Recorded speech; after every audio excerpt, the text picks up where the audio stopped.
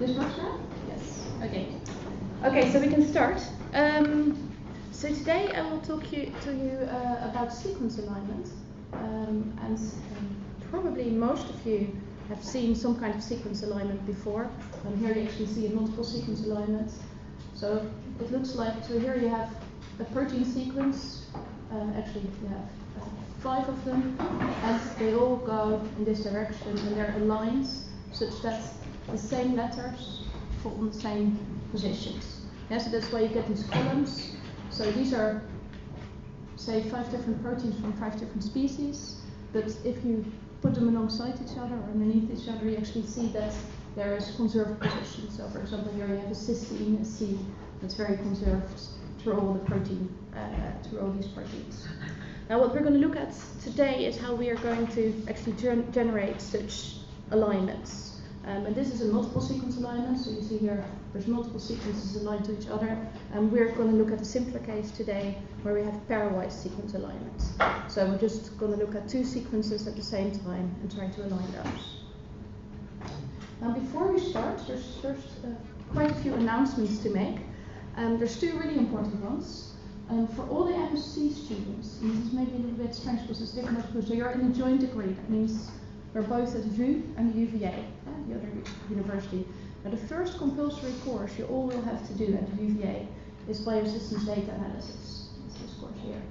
Now the UVA actually has earlier sign-up deadlines than VU. So if you want to register for a course, you need to do it much earlier, and you need to do it before the next semester even. Yeah? Do you know when it starts? Because when we checked, there was no register or book. But yes, so you actually have to register via the UVA system. Yes. It should be open. So if it's not, one of you, maybe you can show me later or talk to Anton. It should be open already. If it's not, let us know and we'll talk. The deadline for registration is 30th September. So everyone in the Master of Bioinformatics and Systems Theory should register for that course because it's a compulsory course. Okay, note that we're almost, and most of you luckily found it today, we're for most days actually in different lecture theatres, so you just have to check the timetable for each lecture in this course. Then some small things, so please add a photo or a picture of yourself to Canvas. Then if you have sent us an email and we can come back to you in the classes, we can find you more easily, so it really helps if you do. We often set out last minute emails through Canvas. Now that you get through your email accounts at the VU and later also at the UVA, make sure that if you're not intending to check your webmail like really regularly, make sure you forward your webmail to an email address you do check regularly. Yeah? So please do that. For the FoB project, so that's for the MSc students, please change your VM password. And then, this is what we talked about last time. If you think you have quite a weak mathematics background, and that means that you really have no idea what you're looking at last time when you were doing a maths test, and specifically the first part of that, if that was completely alien to you, it may be too much to follow this small conversion maths class that runs alongside this course, and you may be much better off doing a full BSc 6 ECT calculus. Unfortunately, this is in Dutch, so it's only available to the Dutch students. And then an option will be to deregister from or stop following Introduction to Systems Biology. And I talk to you most individually, but we know that if you don't pass the math conversion classes, if you don't pass these tests, you also have trouble going both through the bioinformatics and the systems biology curriculum for the rest of the year, because all of the courses contain at least some basic level of maths in there. Yeah. Okay. Are there any questions about this? So then, just a very quick overview of the project, and this is also where this lecture comes in, because today we're going to talk also a lot about BLAST, which is actually a key part of the project. And so the aim of the project really is to benchmark BLAST. Now BLAST is one of the most important bioinformatics algorithms. In the second half of this lecture we'll talk much more about it. And we'll benchmark it against a more advanced version of BLAST. So you're going to see if BLAST or PSI-BLAST is better at sequence searching or sequence alignments. Now that's actually quite a difficult problem already. It's like, how would you actually start testing if it's doing the right thing? Typically in bioinformatics we need some kind of gold standard, some kind of database that gives us the truth. Now also already for this method, that's one of the most used in bioinformatics, having a real good gold standard that has the truth in it is actually very tricky. So we're using 3 different databases that all consist some element of truth in it for the sequence search, but at a different level. And this is also where the tricky part conceptually comes in, because actually you're benchmarking BLAST and PSI-BLAST for a different idea based on which database you actually choose. And you should be really aware of it. And if you choose one particular database, but you should actually think about what it means, which of these databases you use. Now, Anton will tomorrow introduce these databases in much more detail, so that's still going to come, so you get an idea of it. But just bear in mind that it makes a difference how you benchmark this. And then the final question really just is what is better? What works better, BLAST or PSI-BLAST? So by the end of the report, we're hoping that you can give an answer on that. And of course, this is conditional, so this will be in the context of either Go or Python or SCOP, which one is better. And then that has a lot of assumptions. So it's better for a specific case. I'll just close the door.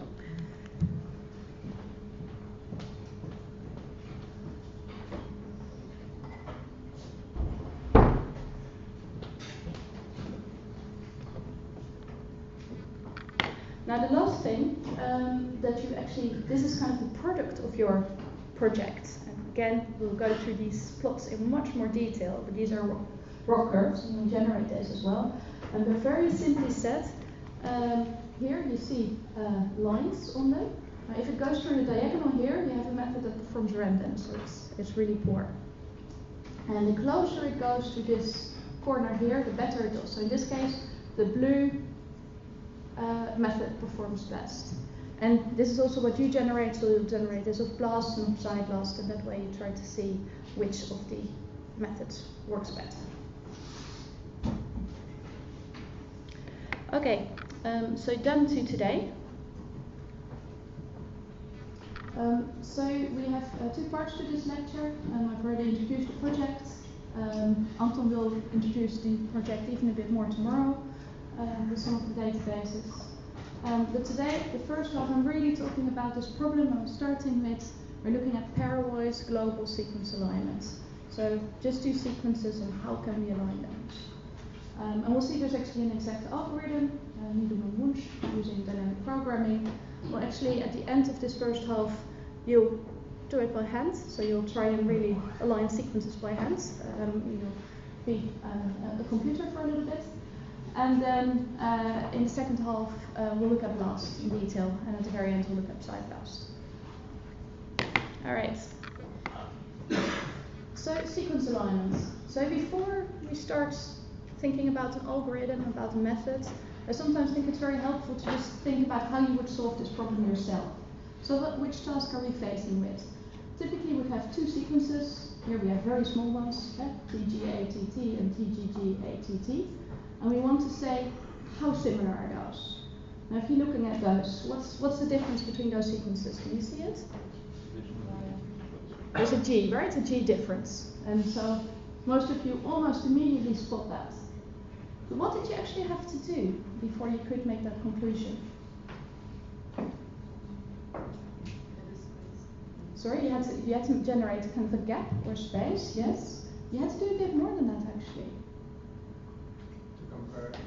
You would actually have to map parts of the sequences to each other, right? Because what you also, and you probably did this very intuitively without even thinking about it, you actually match these subsequences here of TGA and here, or TG and TG here, seeing that those are the same, and matching here ATT and ATT, seeing that those are the same.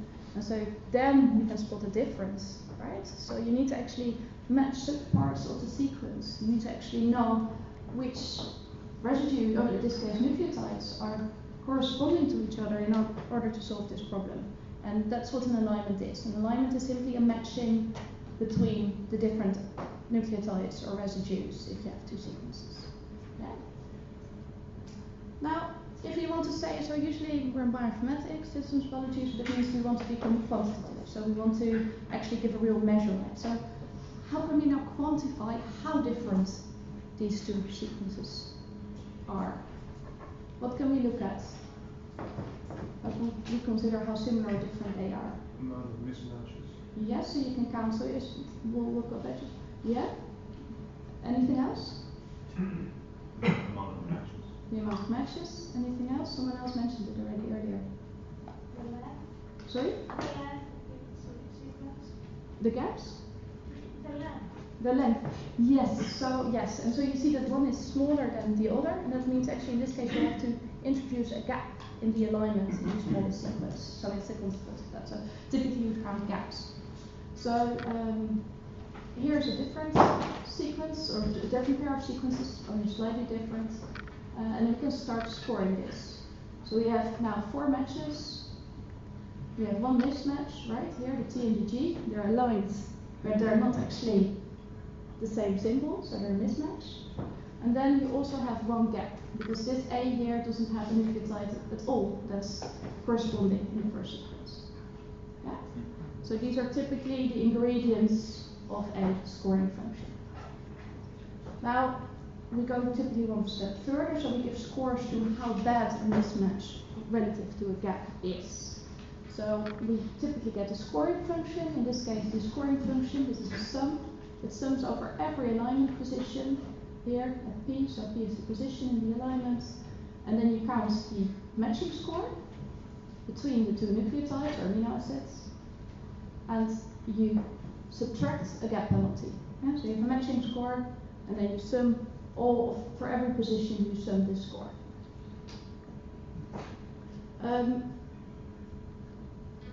Now, you also have to give values to this. So Sij typically, the function usually looks something like this. So for example, you give a 1 as a score if you have a match, and a -1 if you have a mismatch. Typically, you would have a gap penalty that is a little bit worse than a misalignment. So 2 would be stricter than the -1 you get here for a mismatch. Yeah? So if we score the above alignment now, then you get here all the 1s, the +1s are the matches. The -2 here is the gap, and the -1 here is the mismatch here, TG, at the end. Yeah? So if you have given an alignment and giving a scoring scheme, you can actually calculate an alignment score for a sequence. So you can quantify how similar those sequences are. And this is really important because without such an objective function, you can't actually say what is the best alignment. Yeah? So this is a very typical trick. We first need to know how to score to be able to know how to best align these sequences. Yeah? Because otherwise your problem is not well defined. So giving one of those scores systems, giving an alignment, we can give a score. We actually want to solve a different problem, right? What we want to do is actually find the alignment in the first place. So we'll see that in a minute. I'll just give you 2 small extensions to the scoring scheme, so you can score in slightly more advanced ways. So if you think about amino acids, you could do also match and mismatch. Now for amino acids, especially if you have a bit more background in biology, that doesn't maybe make too much sense, right? Because maybe substituting a charged residue for a hydrophobic residue is much worse than substituting a similar length or a similar size hydrophobic residue for each other. So you definitely typically have a substitution matrix, and so what are done just a 1 and a 0. So the substitution matrix for the match and the mismatch case would be very simple. There would be just 1s on the diagonal here and 0s everywhere else, right? But for amino acids and even for nucleotides, we can have something slightly more advanced. And if we ordered, this is the same matrix, but just ordered slightly more helpful. So now we have here different groups of the amino acids, and here, for example, we have the hydrophobic ones, and then we have the charged ones. And you see here that if you substitute these to each other, the hydrophobic ones, you remain positive score. So this is still not such a bad score in your sequence alignments. On the other hand, if you, for example, look at the hydrophobics versus the charged, you see that you get strong negative scores. Yeah, so that means that it's very disadvantageous in an alignment to have that kind of a match. So you would get a bad score in your sequence alignment. Yeah, how these matrices are built, these are actually derived on data, so they're derived on known sequence alignments and then they're scored. We'll see that actually not in this course, but in the next course, algorithm-specific analysis in much more detail for the master students. But for now, it's enough to know that there's these type of matrices, and Blossom 62 is the one that BLAS usually uses. Alright, then also in the gap, so you can just count the gaps, but then one extension that's very often used is to extend this to you have two types of gap penalties, one for opening a gap and one for extending a gap. So the idea is that in evolution, when you start evolving, the chance of having maybe an insertion or a deletion of 1 or 3 nucleotides in a row is more likely than a lot of scattered gaps or insertions or deletions in your sequences.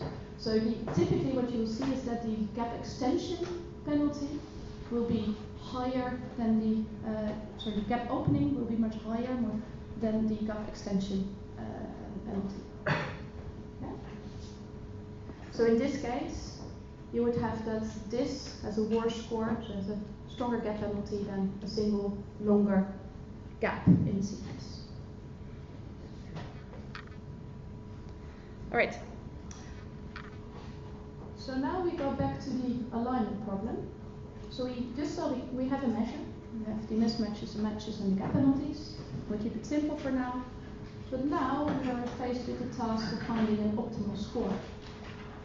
And here I will actually now just straight away introduce the algorithm to you. And then later on I'll try and give a very intuitive idea of why this actually works. So it's not really a proof. Alright, so before we start with the method, I often like to just consider what actually goes into the method, what kind of data do we have, and what kind of information comes out. You see that actually really helpful to generate this kind of input and output schemes for most of the methods you use in bioinformatics. Because typically you don't just use one method. Typically, when you work a bit longer in the field, you will use 20 methods all in a row, and you actually have to connect the inputs and the outputs of the one method to the next. So it's very helpful to think in these kind of schemes. So in this case, for pairwise sequence alignment, pairwise global sequence alignments, we have two sequences, DNA or protein as an input. We also have the scoring scheme, the alignment scoring scheme, so usually in the form of a substitution matrix and in the form of 1 or 2 gap penalties. Now, what comes out? Actually, two things. So you may just say an alignment comes out. That's not completely true, because you have an alignment that generates an optimal score according to your scoring scheme. So it's really an optimization problem. Yeah? So you're trying to find the best possible alignments, giving the sequences and the scores. And looking at this typical sequence alignment, and here we are going back to amino acids. You see here, again, you see your query and the subject, and you see here the alignment. You see that the sequences are quite similar. Still sometimes difficult to even spot the similarity. Here, there's an extra row in the middle added to this alignment where it actually indicates where the sequences are exactly the same. See? So only on the positions, there's a middle letter here. The sequence above and below are exactly the same. And then the pluses means that they are very similar type of amino acids, the substitutions. And then you don't only get the alignment out of a method, but you typically will also get a score out of the alignment. And later on, you'll see that this is also true for BLAST. Okay, so now let's start with the alignment. So we want to align two sequences. We're going to different two sequences again. We don't have an alignment yet. We do have a scoring scheme, and we take the same one we saw earlier, match 1, -1 for a mismatch, and gap 2. But the methods, the algorithm you'll see can be used for any different scoring scheme. That doesn't matter, you can change the numbers here. Alright, so what you now get is here is a dynamic programming matrix. So the whole trick of this algorithm, the Wunsch algorithm, is to fill in this matrix. And when you fill in this matrix, you can actually generate the alignment. What we use is this function over here. So this is actually the entire algorithm explained in a very simple formula. And maybe it's easier on this slide to explain what this actually means. So you maybe first look back at the matrix. So we have the two sequences here. We have the first sequence, and here we have the second sequence, smaller sequence here, see? So if along both axes we have a sequence lined out. Now, in this scoring function here, it actually says how we can calculate, so Hij is one element of this matrix here. Yeah, so if you have H0, 0, so I is 0 and J is 0, it would be this position here. Now that one we actually always initialize to 0. If we start from any other position here, so we look back, all of these would also be 0. So you always come from a 0 score. Now, the interesting thing of the algorithm here is that if you want to calculate, say, this position here, you will look at the matrix above it, on the left it, and diagonal here on the top left of it. So you need to consider the values of those three in the form of Hi minus 1, J minus 1, that's this here, there. This one would be J minus 1, so I is the same, and J goes to the minus 1, so it would be this one here, and then the lowest one. What you also see is that the scoring scheme is in here, right? So we have here the G's, these are the gap penalties. So you see the gap penalties are subtracted if you take the score from the one here on the left or from the top. So then we apparently subtract a gap penalty. So another way of saying that is that actually if you go not diagonal, but if you go from the top or you come from the left, then we actually introduce a gap. So going horizontal or vertical in this matrix actually means in the alignment we're introducing a gap. If we come from the diagonal, we simply add the matching score.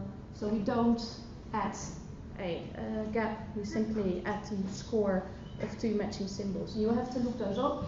So for example, if you want the Sij of this position here, you look at the G here and the G here. You see they match. So in this case, Sij will be +1, yeah, because you have a matching score. Alright, so before you start, you kind of initialize this matrix, and you do that by having the top row and the left column here initialized. And of course here, we don't have matching symbols yet, because this is before the sequence really starts. So the only thing you introduce here is gaps at the start of your alignment. So if you're at this position here, that means you have this one aligned against a gap. So actually you'll have to follow this route here, and you get a -2 score. So here you would get -2, you get -4, -8, because you're looking at the score coming from the left. Yeah, so this will be the initialization of the matrix. Yeah, so to get the score here, -4, the only place you can come from in the matrix is this one. So you need to subtract the gap penalty and then go -2 again, and so you keep going. Yeah, so the more you go, the more gaps you introduce on the side at the start of the sequence. Yeah, and so you can introduce gaps at the front of this sequence, and you can introduce gaps at the front of the other sequence. That's why you get the row and the column in a different way. So then the first more tricky one to start introducing, and where we actually have multiple possibilities to come from, is this one here. So this becomes the first interesting square you can actually fill in. So we do the same again. We look here at the gap penalties. So if we come from here, from above here, we would get -4. If we come from here, we would also get -4. You see that? Now, what would we get if we come from this position here? So if we take the top one, which score would we end up in this position? Yeah? Sorry? It's 1. Plus 1, right? So because hi minus 1, j minus 1 equals 0, and sij equals 1 in this case, because the g and the g match, so you get plus 1. So now we have actually, here we have 1, and here we have minus 4, and here we have minus 4. So then we take the maximum out of those three. So that's the top one, right? I'll come to you in one second. So then we can write a minus 1 here. And we actually also have to remember, and this is what the red arrows are, we have to remember which of the three options we took. So we need to remember which was the maximum out of those three. Sometimes there's two possibilities, you need to put 2 arrows down. And we'll need this later on to trace back. So this is also called a back tracing matrix, because typically you store it in a different matrix.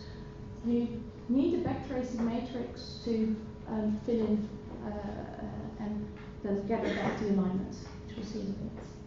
So here would indeed be a plus 1. You had a question? Yeah.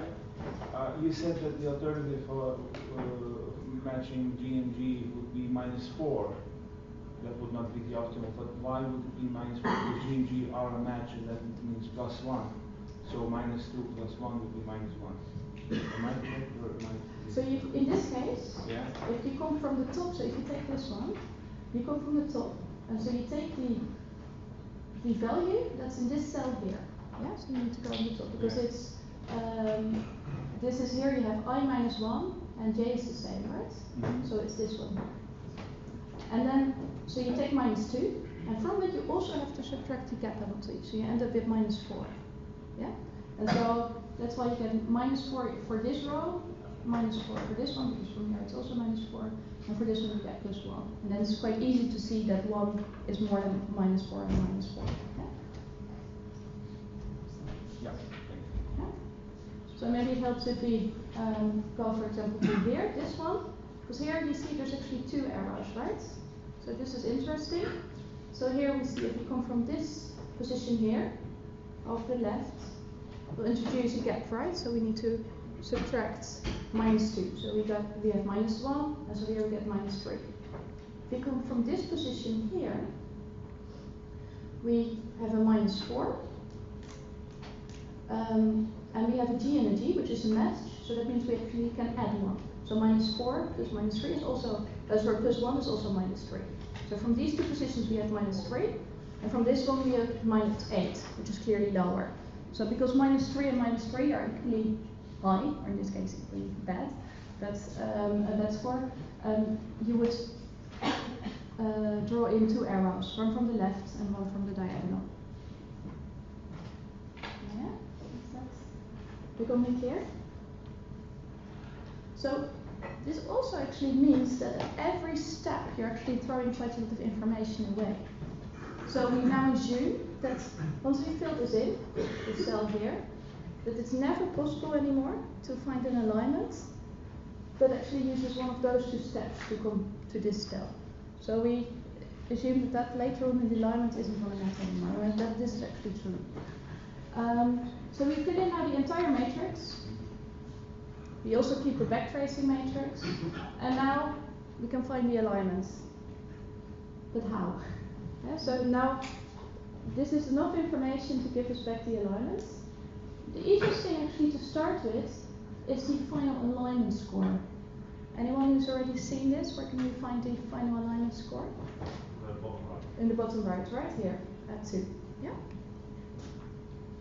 So filling everything in, these 2 positions are aligned, or sometimes there's gaps at the end, and you end up with 2 here. Then everything is done. So you filled in your entire matrix. Now, we actually, so this is the score we have, and now we actually need to trace back. Oh, do I not? Not the.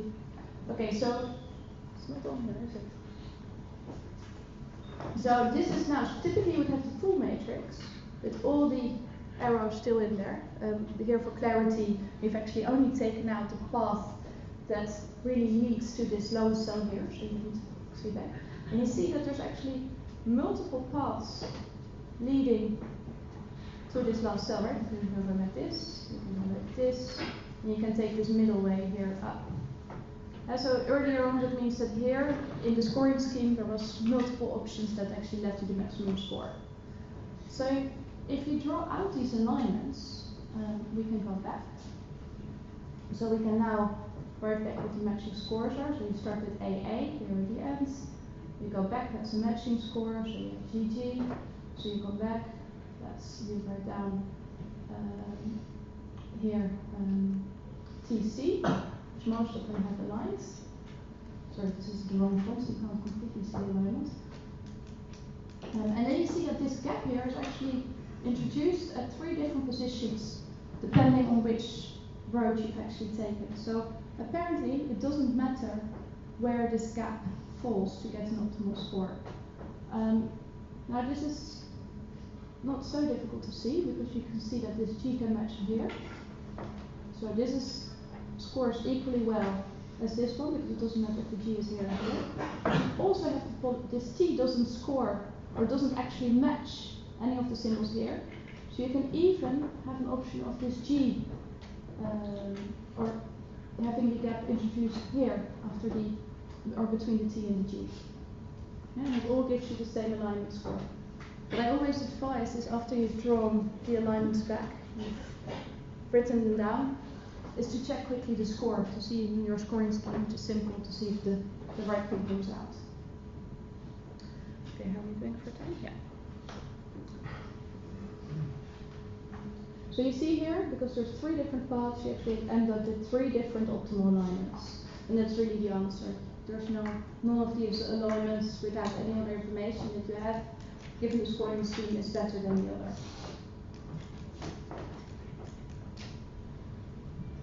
So in terms of algorithms, we typically think about how expensive they are for the computer.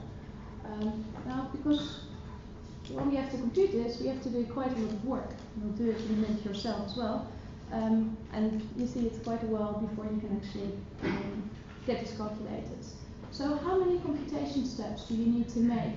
Say that you count filling in every cell as one single computation step. So how many steps do you need to do? Can we quantify that?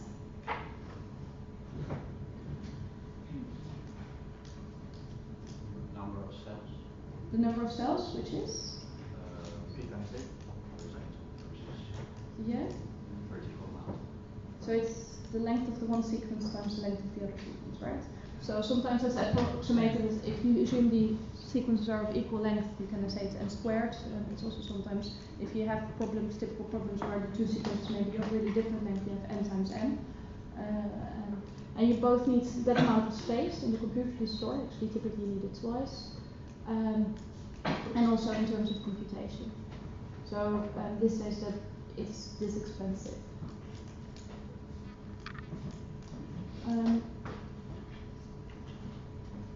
Now, one of the interesting things is that we can actually solve it this quickly in ONM. Because, and I see that one of the slides is got missing. So we can go back.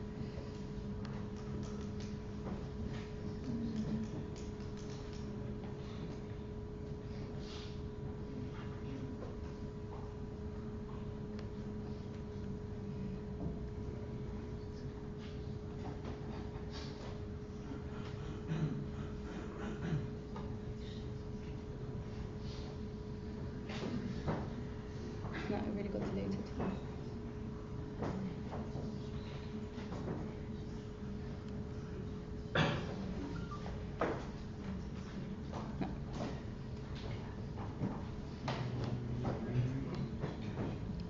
Right.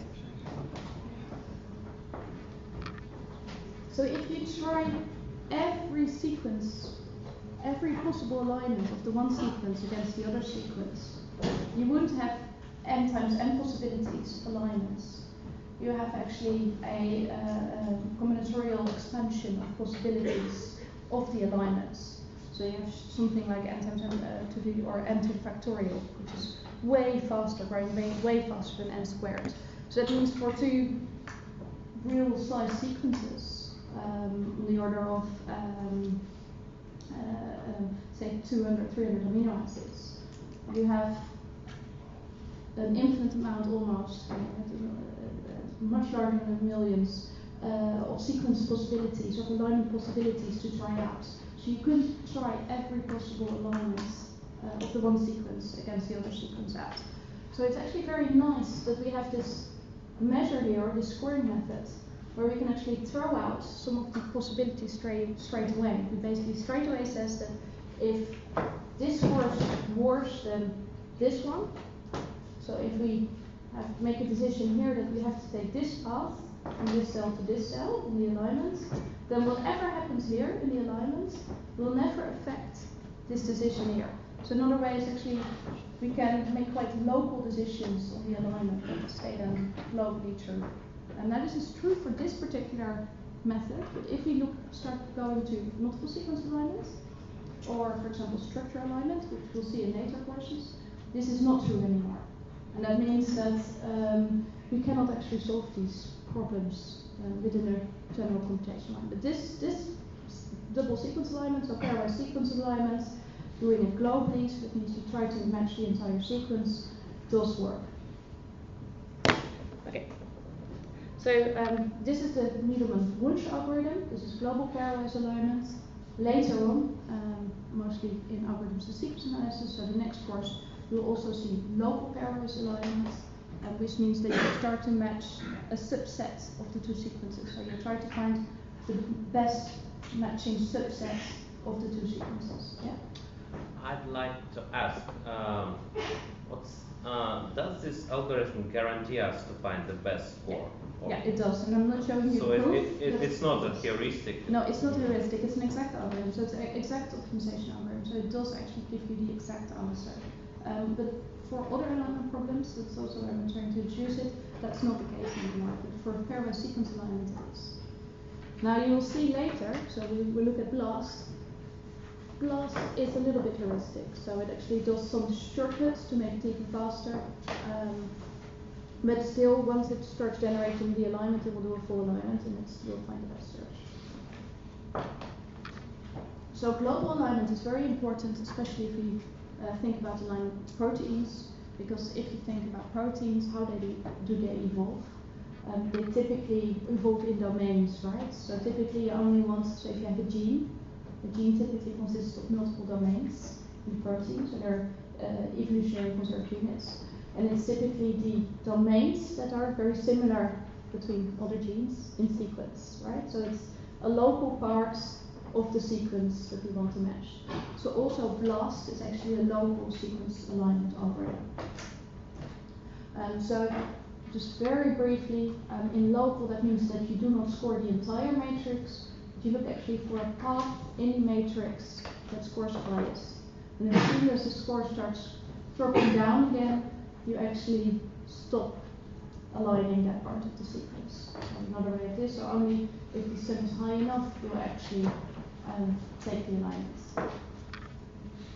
So in practice, this is done by introducing an extra zero here, so you actually stop aligning if the alignment score drops to 0. So you have a fourth option here. You look at the maximum of all those 3 steps as before, and 0. So for example, you would not generate any -3s in your alignment matrix, as we saw earlier. You actually ended up with a lot of zeros there where the scoring and the matching just isn't very good. And you basically start counting again. Also, the end of the matrix isn't at the diagonal, but you look at the highest score and you go back from there. Okay, that was very quickly local. We'll go back to global alignment now. This is just to practice a little bit for yourself. The alignment is also something that will certainly end up on the exam. It has been every year for the last 5 years, so it'd be very surprising if it did not. So I have a small handout for you here, and you can start answering or generating this example. And here, also for simplicity and also for grading in the end, we won't grade this, but we will do it in the exam. We actually make the backtrace matrix separate, so we put it on the side here. Yeah, so every step you have to remember which of the 3 groups you took and then fill that in. So give out the alignments, and I suggest that we also take a small break. So let's say we come back at, or we start again at say 10 o'clock, yeah?